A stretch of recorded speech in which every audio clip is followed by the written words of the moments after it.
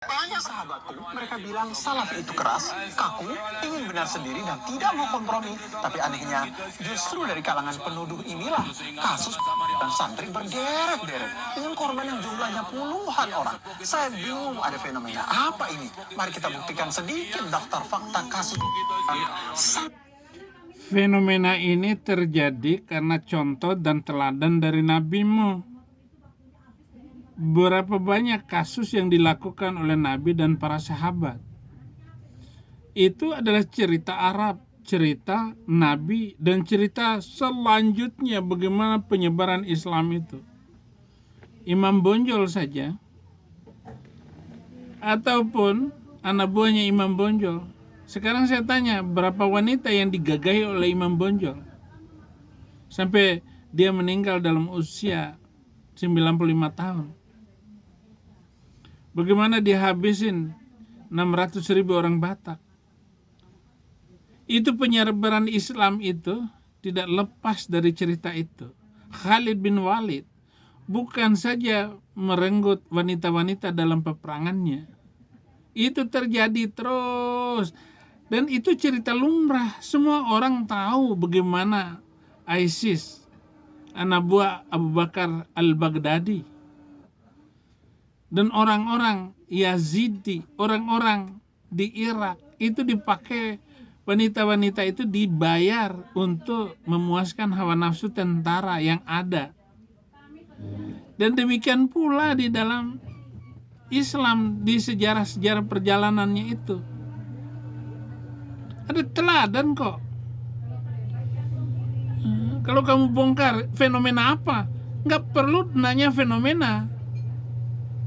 Itu sudah terjadi dan akan terjadi dan tidak akan berhenti. Pesantren-pesantren itu akan menjadi bagian dari sejarah kelam bangsa Indonesia. Atau berhenti mengikuti agama itu, berhenti mengikuti ajarannya. Kitab suci itu jangan diajarkan lagi. Agama jangan diajarkan kepada manusia. Ajarkan kepada makhluk lain. Supaya toleransi dan damai terjaga terus.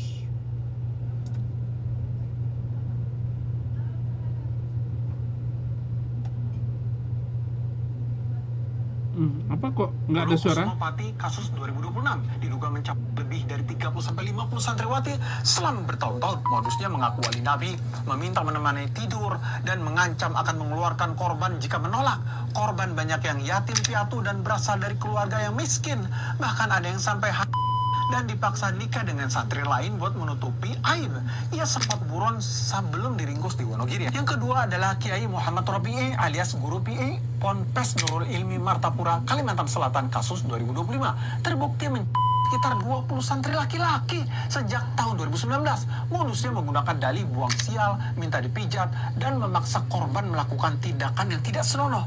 Aksi keji ini terungkap setelah ada korban yang berani bicara. Akibatnya pesantren yang awalnya punya sekitar 400 santri kini jadi kosong melompong.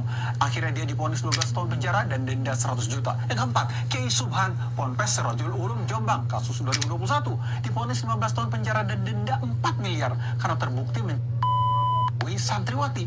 Meskipun yang terbukti di sidang ada 6 orang, namun polisi menyebutkan dugaan korban bisa mencapai 15 orang.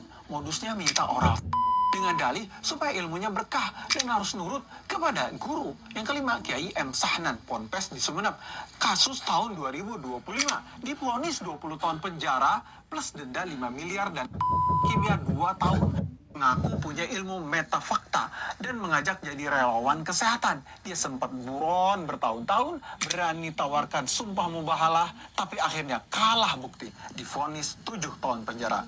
Sahabatku, mereka bilang Salafi itu keras, kaku, ingin benar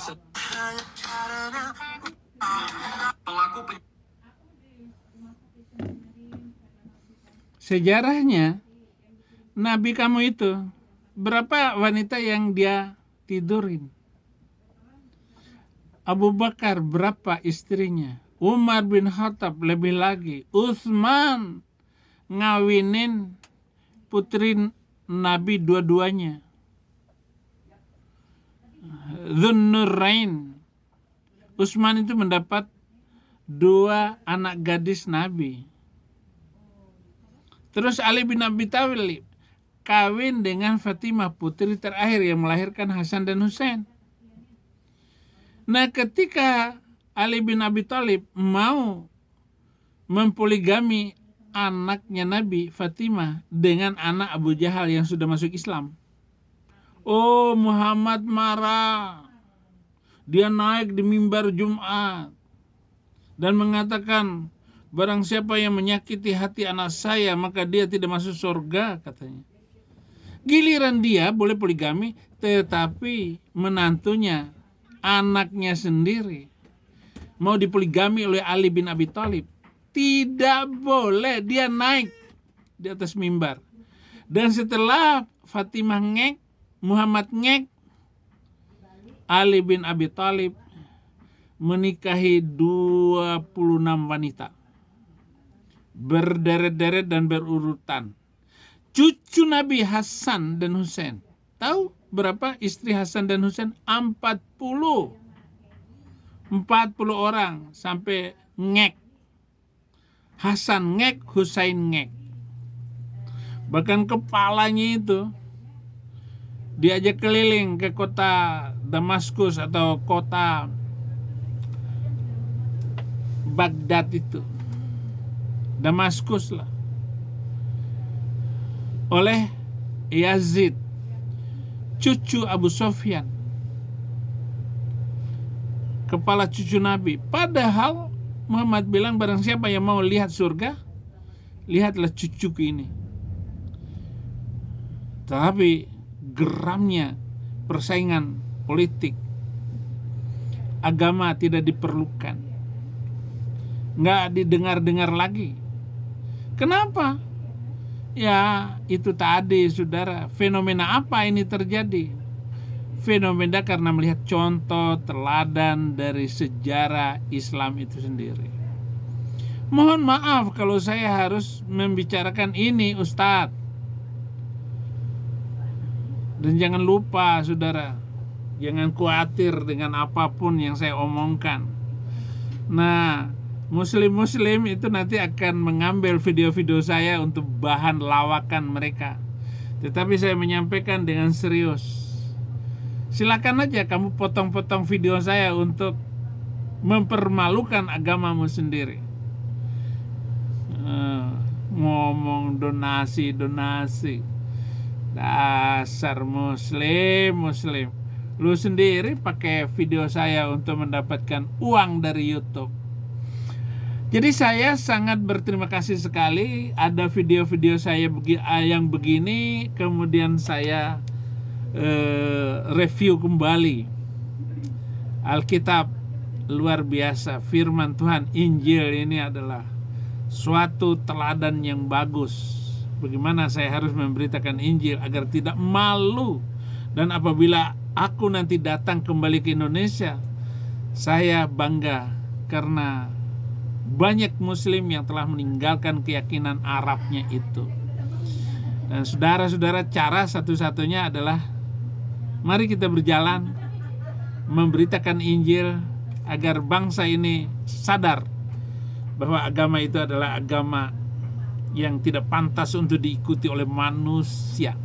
Terima kasih. Jangan lupa, mari kita membangun pelayanan ke depan ini dengan Indonesia bagi Kristus. Lihat di deskripsi ada dua rekening, Mandiri dan BRI, nama Abraham Ben Moses, untuk penginjilan di Indonesia. Tuhan Yesus memberkati.